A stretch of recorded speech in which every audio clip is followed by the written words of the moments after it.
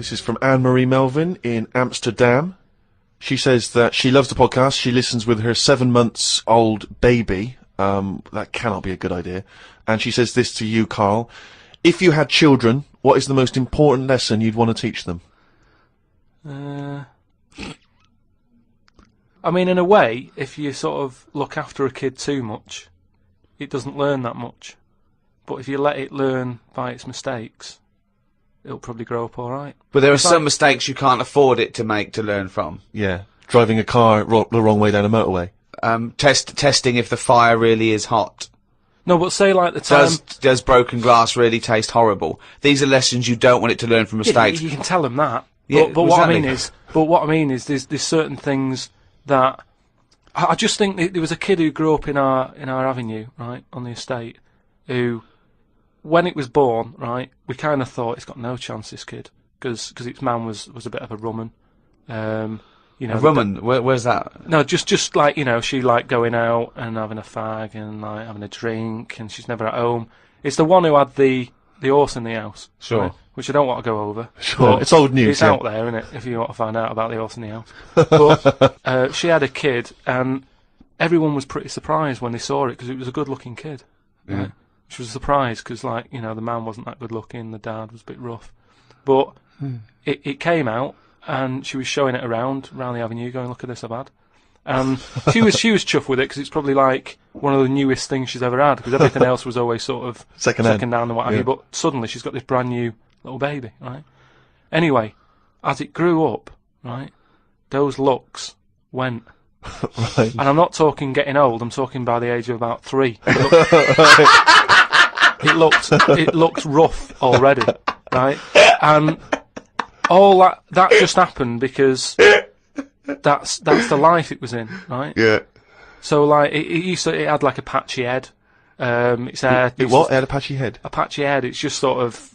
It wasn't a North American Indian. What do you mean, a patchy head? Just his hair was patchy. He used to chase sort of cars and stuff. Chase cars. Sorry. What do you mean? That's what he did for his. Sorry, did she let it get raised by wolves? No.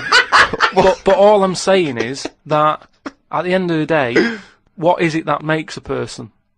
Do you know what I mean? Now, I don't know what state he's in now, but maybe he learned all his mistakes by the age of 4. I'm guessing he's not chasing cars now, but at least he's done it. I'm guessing he is. Yeah. Do you know what I mean? At least he can go, yeah, I've been there, done that, and you don't go back to it, and you can get away with doing dafter things when you're a kid, can't you?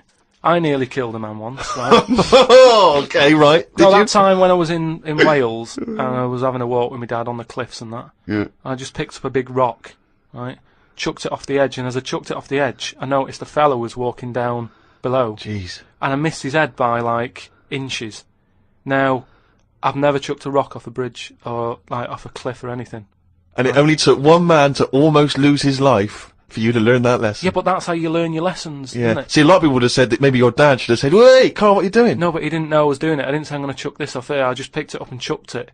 And, like, as I let go of it, I noticed a fella was down there. You live and you learn. That's a little mantra. Right. You live and you learn. So the woman who's had the kid, sort of look after it, feed it, make sure it's got shoes and that, but let it roam about. That's great. There's the advice for you, Anne-Marie. I love that. Good luck. Just let your 7-month-old baby roam about. Karl, a lot of people are absolutely fascinated to find out how you met Suzanne, your girlfriend of how long? Ages. Yeah. And they can't comprehend how, well, I suppose that there's any woman out there. Well, there's someone for everyone, isn't there? Yeah. That's always my thing. And it's reassuring, I think. You know, we've chatted about the face transplants and that. You know, there's a face for everyone. Philosophy, innit? Yeah.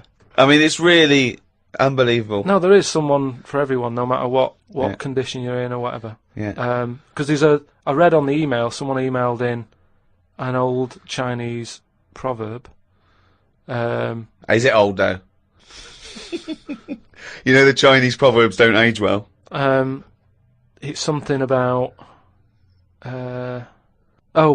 everyone, everything, no matter what it is, has got one talent. Right? And that's the same way in a relationship, isn't it? That everyone, there's always someone out there, and that. I like the Chinese. There's another Chinese proverb that I learned on an email. Go on. He who cuts the wood up warms himself twice. Yeah, that's good. That's good. Yeah. And then someone sent in that one about too many Chinese cooks spoil the broth. What? Well, why is? Well, that's. I don't know. I don't know who slipped the word Chinese in there, but I heard it was too many cooks. Well, it was just all sort of Chinese proverbs and that. One of my favourite on the same subject is a camel is a horse designed by committee. What do you mean? Well, it's having a go at the camel, and it shouldn't. But it's just, it's just a metaphor. And if you wanted to design a horse, and you had that vision, but you let 12 people in the room have their say, it wouldn't come out as you wanted it to do, and it wouldn't be as good. A vision is more perfect than committee, because everyone having their say, it becomes anodyne, it becomes compromised. Whereas the best things you can do is have an idea and have a vision and auteur that. Rick, can I just say now, I can tell from his look that he's thinking, which committee designed the camel? Well, I'd say, why would you request the ump bit? Because that's just going to get in the way, isn't it? I've always said that about a lot of animals. It's like we've doubled up on a lot of them. We've chatted about elephants and mammoths, one or the other. And that's the same with a camel. I'd have that up there as what they're doing. They were good years ago in the Jesus times and that. Don't need them now. You know what I mean? We've moved on. Well, not people who use camels to cross deserts. What other? Bedouin communities. I'm going to throw some animals at you, and you tell how you'd have improved them if you'd have been designing them. Okay? Mm-hmm. The octopus. So I can now go back. I can look at them and go, "What are they doing?" And where have they gone wrong? What's up with it? How could you improve it? Like the camel, you go lose the amp. I'd probably give it a bit more of a body. Cut down on the arms. And give it some bones, because I don't understand all this. It getting in a jar is good. When does it want to get in a jar? It says. Well, it only wants to get in a jar according to your stories. No, but there's something that says it can get in a jar because it hasn't got any bones. But I don't know why it want to do that in the first place. I can't even begin to answer that. Once again, you've claimed that you've read that they like to get in jars. I mean, how do they know that octopus like to get in jars? Oh God, I love it. You can improve on an octopus. Millions and millions of years of evolution, making it perfect for its surroundings. Okay, another animal for you then, Karl. Giraffe? What are they adding to the world? What are they doing? Well, it's not about what they add to the world, no, but is I thought that's what everything's about. It's about things are here for a reason. No, because they work. The only reason is that they survived. They passed on their genetic material and evolved and was chosen by nature. It was selected. But there seems to be a lot. The reason they're here is because they didn't die. That's it. No, but there seem to be a lot of animals that are like. Do you think there's a lot of cheating? Is that what you're saying? There's I'm just saying there just seems to be a lot of doubling up. Yeah. So you get it down to like 8 animals that represented all of it. So okay, who would get in your team? You can choose 8 animals. This is what I'm saying. If I was Noah, I would have gone like, hang on a minute. I've just seen something that looks a bit like this. Let it drown and have a clear out. But he didn't. He was messing about saving everything. He was instructed by God to save everything, to be fair to him. Yeah, but if he's been given that job, for me, he's sort of manager of that job.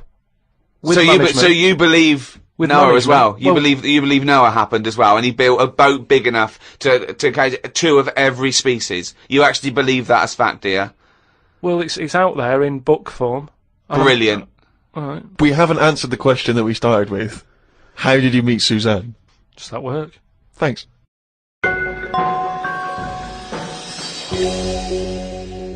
Oh, chimpanzee, that monkey music! There was this airline, and was having a lot of problems, and a lot What, of pilot's too tall? Yeah, the cabin was so tiny. Only bananas were allowed in the cockpit for fuel. Anyway, there was a lot of strikes going on, right? Sure. Because I don't know what it was about. It was over money or whatever. Yes. And Well, get something that doesn't need money.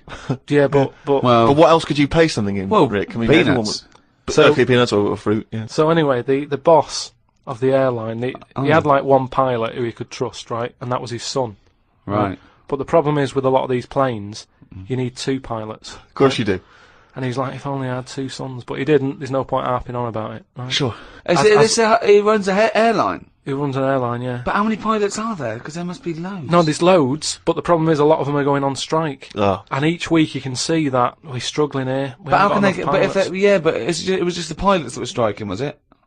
Yeah, the pilots were striking, yeah. So that all the ground staff and luggage handlers and all that was okay in the cab? They were fine, it's just pilots were not happy with the deal and what have you. Yeah. Well, just close it down. No Anyway, way, you can't do that, no, Rick. can't- Of course you can't. It's costing him a It's just- fortune if he closes it down. Yeah, but what one plane's not going to make a difference in an airline, is it? No, it's all the It's all the planes. planes, mate. Yeah, I know, exactly. So if he's only got one person he can trust, knock it on the head. No.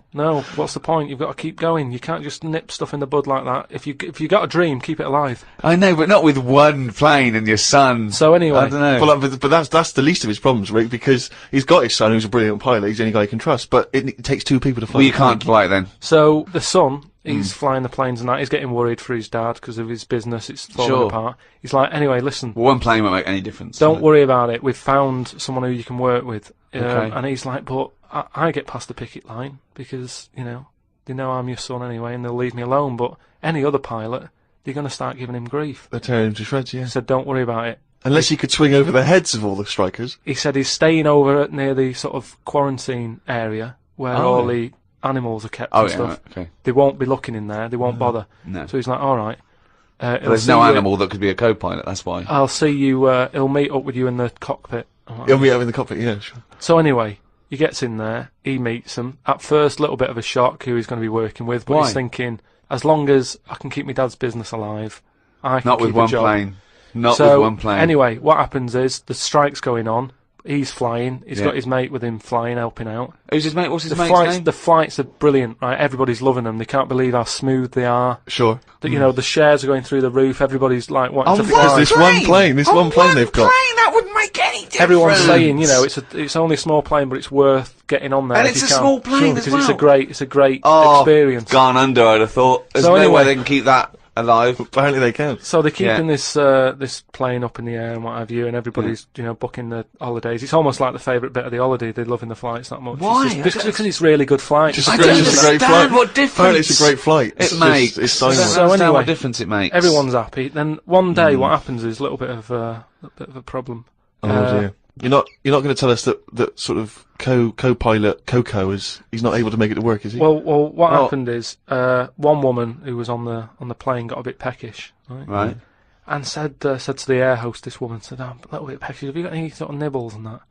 She went, "No, I've got a sandwich." She said, "I don't really want a sandwich. You want something, like the usual stuff that planes give out, just like a bag of nuts or something." bag of Well, nuts, are they not giving those out yet? So no, they don't give it for some reason. She was like, "Look, we've stopped giving out the nuts. We can get you a That's sandwich." strange, And the woman's yeah. like, "I don't want a sandwich. I just want some nuts." Do you Yeah, know what I mean? yeah, A sandwich is quite a big meal and what have you. I just want some nibbles, some nuts. Well, that's not available. So Done. I can't, End of story. Can't get your nuts. She said, "Well, why aren't there any nuts?" She said, "Well, the airlines had problems and stuff, and maybe that was one of the cutbacks. We've never took the nuts back on." Never- right? yeah, sure. So she wouldn't just leave it. She wanted the nuts, right? She's having a lovely flight and everything. She said, "I cannot complain about the flight. The No, flight sure. is brilliant. Yeah. Whoever's up there flying this plane is doing a She's dynamite doing a job. great job, but I need some nuts." Right. Anyway, so the woman There said, aren't any. "There aren't Very any nuts." demanding woman. There aren't any. It's a very demanding woman. There aren't any. Look, she's paid big money, right? She's probably in first class. She wants nuts. She's going to get Nah, nuts. there aren't any. Leave it. If she has to force her way into the cabin to get nuts, she's going to get Well, nuts. she can't go there because she'll be shot. Because So- with security problems and that, there's no way she could ever go to the cockpit. That would never happen. So she said, "Well, you're saying there aren't any nuts." She said, "But earlier I saw you put a tray outside the cockpit, right? It had a sandwich on it, 2 Cokes and 2 bags of nuts." Right. She said, "So you're saying there aren't any, but the pilot's getting Well, them." aren't they now? That was the last 2 packets. Done. No. Let's go So home. she's going, "You can't have any." No. We know, She's going- we understand now there's a dispute over So nuts. she said, "Well, I'll go and have a word with the pilot myself because you only put them out there a few minutes ago. He can't have eaten He them can't. yet. I want You said some. you I'm cannot going go- over. no. I know this is it. Yeah. She was saying you cannot go over. She's going, No. listen, Yeah. I'm going to go over because I feel no, like you I'm being can't. lied to. No, you can't. So she goes, No, there's no and the way. pilot can Well, they hear all can't get this in anyway. chat about the nuts and what have you, and he's thinking, what's going on out there? Yeah. He opens the door. right? Yeah. She gets a glance in. Little monkey sat there with headphones. Fucking bollocks.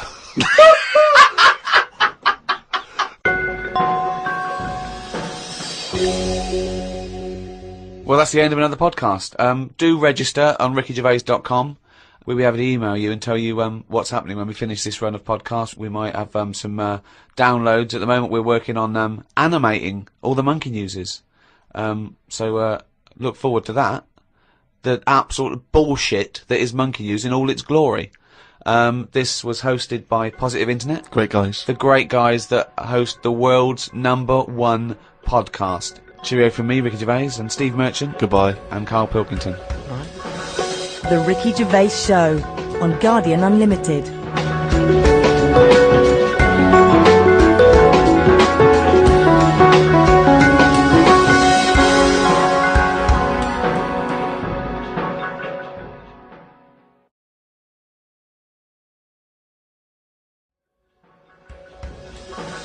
The Ricky Gervais Show on Guardian Unlimited. Hello, welcome to the 10th podcast in a series of 12. Ricky Gervais Show with me, Ricky Gervais, Stephen Merchant. Hello. And, of course, Karl Pilkington. Right. Now, thanks for all your emails. We've really started a community here, I think. Yes. We're all brought together by one aim. The fascination of the brain of Karl Pilkington, basically. Yes, absolutely. There's thousands of people who are equally as obsessed as we are with it. I really don't know why it's called the Ricky Gervais Show anymore. I mean, I was cynical at the beginning, but it's farcical. Welcome to the Karl Pilkington Show. Well, people say they'd like to hear more from you and I, but I don't see why when you've got do you know this what I feel specimen like? in the room. I feel like the ringmaster. But the real star is the shaved monkey in a jar that we bring out. Do you know what I mean? Yeah. That's it. That's the star of the show, you know. Yeah. Well, we've had loads of emails actually, and we've had one from Nige, who's done this brilliant cartoon of Karl on the beach. I think we should sell those as postcards. But someone's beaten us to selling merchandise. If you go to www.cafepress.com/Mr. Pilkington, someone is selling everything with Karl Pilkington's head on it. Now, these are bootleg goods. We're not making any money from it, but I'm strangely proud. I just love to see millions of people wearing a little t-shirt or a baseball cap or drinking out of a mug with his little round head on it. He's made a clock, which is perfect because it fits absolutely, you know what I mean? The sides of the head go right to the edge of the clock because it's perfectly I'd round. like to see maybe as well those sort of rubber or plastic face masks that you can buy for Halloween with just Karl's face. Oh, just millions of people Yeah. all look like Karl. Oh, that would be amazing. What a world that would be. James Bevan has emailed in. He's from Abergavenny in South Wales. I'm going to read this verbatim. Me and my partner Ellie Richards are both huge fans of the podcast, and as she's not aware of this email, I would love it if one of you, please, on the podcast, would ask her to marry me. So please ask Ellie Richards from Abergavenny if she will marry James Bevan. Cheers, keep up the great podcast work. Well, that's done then. Well, no, you see, now I was thinking about this, and I know that I'm the one who's read that out, but I'm thinking they're almost certainly going to want you, Rick, to do the questioning, because they don't want to go in years to come. Do you know who asked Ellie to marry me on my behalf? It was that lanky bloke you sometimes see stood behind Ricky Gervais at an awards do. It's too complicated. They want to go, it was the comedy legend Ricky Gervais. But I think Karl's a comedy legend. He is, but once again, Karl, you know, he might be a passing fad. You know, we might all get bored of him, you know, in a year's time. It could be like tie-dye t-shirts. So I'm thinking maybe, whereas you know, you've made your mark on the comedy landscape. Maybe I don't want to endorse this. I don't know what he's like. I don't want to suggest to a woman to marry this man I don't know. What if it comes back? What if she comes back and sues me for selling some art? It's like me selling the rest of her life to this bloke on the podcast. No, because, you know, it's more fool her if he's a loser and a weirdo and she agrees to marry him. She knows the guy. She's already got herself in a position where this man's emailing some people he's never met before. So she already understands what James is like. Okay, based on your own experiences, Ellie, make the decision whether to marry, who is it? James or not. I think just could you do well once more, because that's probably not quite as eloquent as they were looking for. So get on one with Ellie, James says, will you marry him? This does not reflect the views of the management. So obviously, James, you will obviously let us know what Ellie's response is. And we look forward enormously to finding out whether she's seen sense and said no. Could he marry again in about 40, 50 years to say if the marriage is still going? And also, we should just point out as well that if, you know, because I think 1 in 3 marriages end in divorce. All right, don't bring the tone down. All I'm saying is, if they do end up getting divorced, we should not in any way be responsible for that. No. We can't be held responsible. We shouldn't have to pay any kind of child support if there's a kid involved. We're not paying any alimony. We are merely the messengers in this. Yeah. Karl, are you going to give them all the thumbs up there? Do you wish them all the best? Yeah, you know, if that's what they want to do and that, just get on with it. And it's alright. You know, some people are into all that, aren't they? I mean, you've been with Suzanne a long time and still no wedding bells on the horizon. Well, it's sort of, it's gone past that time now. I think if you don't do it within the first sort of 9 months or something, sort of, it's kind of like, what's the point now? And I mean, she goes on about it a lot, but I'm not. I'm not sort of. I don't like all the attention and that. Do you know what I mean? Of, like, everyone stood there watching and stuff. That puts me off. So that's your only reason for not getting married, is it? You just don't like the event? Mainly that, yeah. I mean, it's not the thing. Like I've said to you before, if you could do it online, if it was just a little box that you tick, Sure. I do, send, get back to work by midday and what have you. Yeah. But it's like a full day and you've got to, like, smile and that.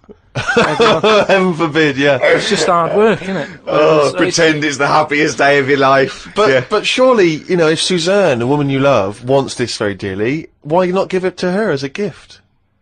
Obviously, get your old work to pay for it.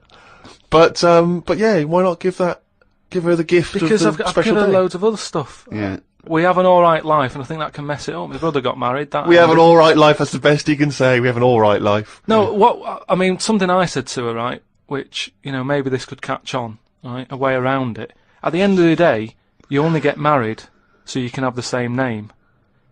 I think it'd be really good if when you go on dates and that, if you met people who have the same surname, Brilliant. and then you don't have to worry. That's amazing. Do a search on, like, other Pilkingtons. If they look alright, yeah, I'll go out with her. Job done. Don't ever have to worry about getting married and that. Brilliant. That's one of the most stupid theories. Oh, no, it's not. the injecting the 78-year-old dead woman with a baby was probably worse than that. But anyway, let's move on. It's the most stupid theory we've heard today, but I'm Exactly. suspecting there's going to be a few more before Yeah, the end exactly. of this So podcast. far. Yeah. Cheers for that, love. Yeah, it's Karl Pilkington here. Just telling you about Channel 4 on a Friday. You've got new Green Wing, right? That's nearly ready. My name is Earl, and the It Crowd. I mean, sort of being in the comedy business and that, I think it's fair to say I'm qualified to give me opinion, and these three things are funny. So yeah, stay in, watch it, have a good night, have a nice little brew with it, do what you want. At the end of the day, it's your life, isn't it? So, see it. Karl Pilkington! The Ricky Gervais Show on Guardian Unlimited. Still to come, of course, Monkey News and Karl's diary, excerpts thereof. I wonder if we should have a jingle for questions for Karl, because there's a lot of questions coming in for Karl. Okay. Oh, chimpanzee, that question's for Karl. Yeah, okay, no, fair enough, that works. This is from Jim and Bob in Manchester. Karl, if you could talk to any animal, which one would it be and what would you say to it? Insect, animal, anything, fish, anything. Well, they said animal, but let's broaden it to anything. Animal, creature. Insect is an animal. Yeah, no, but I'm just, I don't want to get it wrong. I'm just thinking about, Yeah. there's a lot of stuff out there, isn't there? I'd probably go for the tortoise. Okay. Because it would take a long time to walk away from you while you were talking. No, just because Most animals would be off straight away. Yeah. just because they live for ages, so they'll have loads of stories. They've lived through a lot. You know what I mean? Through wars and stuff. If you get an Well- old one, if you get like an old one, that's about Yeah. 100 Most of them have something. lived in a box in a garden for 52 years. No, but you get some that have been about, and even if it's in a box, Oh yeah, you can overhear. they've really travelled, have they? Yeah. I mean, Some of them have experienced more than you, Yeah. but they've broadened their horizons a bit more than you. They could probably teach you a thing or two, yeah. And what would you hope to learn from them? just history. Right. From their very specific tortoise perspective. Other emails. We've had a lot of questions about time travel. People are fascinated about your approach to time travel. And I know we've talked about this in the past, but this is a very specific time travel question. If you had a time machine, Karl, to what event in your childhood would you travel back to and why? What's the point in going back to things that you thought? No, it's just that it's never as good, is it? It's like a place you go on holiday, and you go back thinking it'll be as good as the first time. It never is. So I don't believe in going back to places. What and all that. do you understand the question as? Do you think they're asking? Would you go back like a ghost and spy?